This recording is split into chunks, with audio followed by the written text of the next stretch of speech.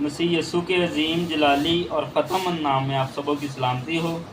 عزیزو، جو آج کا ہمارا عنوان ہے خدا اور املاک، خدا اور املاک، ہم آج کلام مقدس میں سے سیکھیں گے متی کی انجیل 6 باب اس کی 24 سے 24 آیات کو، اور ہم اپنی زندگی کے بارے سیکھیں گے کہ ہماری زندگی کے اندر کیا ہونا ضروری ہے۔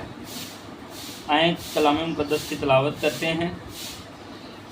کوئی آدمی دو مالکوں کی خدمت نہیں کر سکتا، کیونکہ یا تو ایک سے عداوت رکھے گا اور دوسرے سے محبت، یا ایک سے ملا رہے گا اور دوسرے کو ناچیز جانے گا۔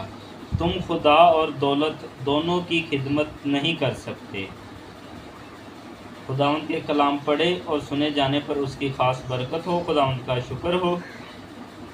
عزیزو، میرے بہن اور بھائیو، خدا کے کلام میں یہ صاف اور واضح لکھا ہے کہ انسان دو چیزوں کی خدمت نہیں کر سکتا، دو مالکوں کی خدمت نہیں کر سکتا۔ اب اس کا ہرگز مطلب یہ نہیں ہے کہ ہم خدا کی یا دولت کی دونوں کی خدمت کریں، کیونکہ خدا کے کلام میں یہ لکھا ہوا ہے کہ امیر کا خدا کی بادشاہی میں داخل ہونا اتنا مشکل ہے کہ اونٹ کا سوئی کے ناکے میں سے گزر جانا۔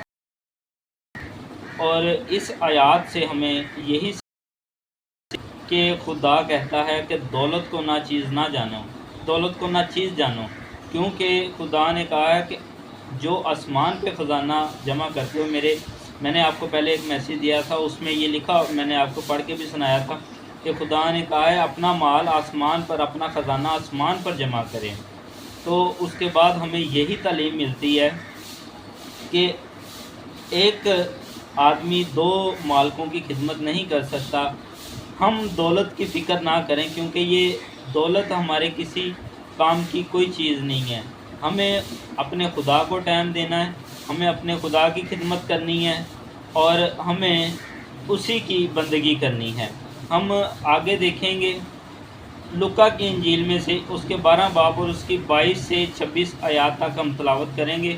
اس میں ہماری ہدایت و رہنمائی کے لیے بہت سی تبدیلیاں لکھی ہیں جو ہمیں کرنا چاہیے، جو ہمیں کلام مقدس کی تلاوت کرتے ہیں۔ لوکا 12 باب اور اس کی 22 آیت کو، پھر اس نے اپنے شاگردوں سے کہا، اس لیے میں تم سے کہتا ہوں کہ اپنی جان کی فکر نہ کرو کہ ہم کیا کھائیں گے اور کیا اپنے بدن کے کیا پہنیں گے، کیونکہ جان خوراک سے بڑھ کر ہے اور بدن پوشاک سے۔ کوؤں پر غور کرو کہ نہ بوتے ہیں، نہ کاٹتے، نہ ان کے کھیت ہوتا ہے، نہ کوٹھی، تو بھی خدا انہیں کھلاتا ہے۔ تمہاری قدر تو پرندوں سے کہیں زیادہ ہے۔ تم میں ایسا کون ہے جو فکر کر کے اپنی عمر میں ایک گھڑی بڑھا سکے؟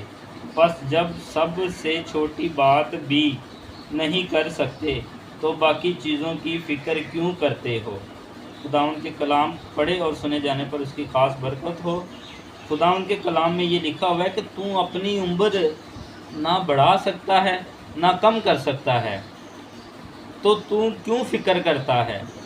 جب رزق کا وعدہ خدا نے کیا ہے تو وہ تجھے مہیا کرتا ہے، پرندوں کو ان کو مہیا کرتا ہے، نہ ان کے کھیت ہوتے ہیں، نہ ان کی کوٹھریاں ہوتی ہیں، نہ وہ کہیں جا کے اپنے آپ کی محنت کرتے ہیں۔ صرف ان کی محنت یہ ہوتی ہے کہ جا کے وہ اپنی جگہ سے جو خدا نے ان کے لیے مقرر کی ہوتی ہے وہ جا کے اٹھاتے ہیں، کھاتے ہیں۔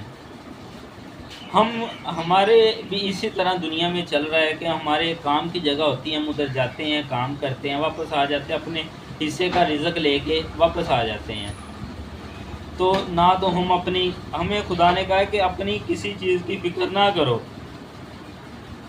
میں مہیا کرنے والا ہوں۔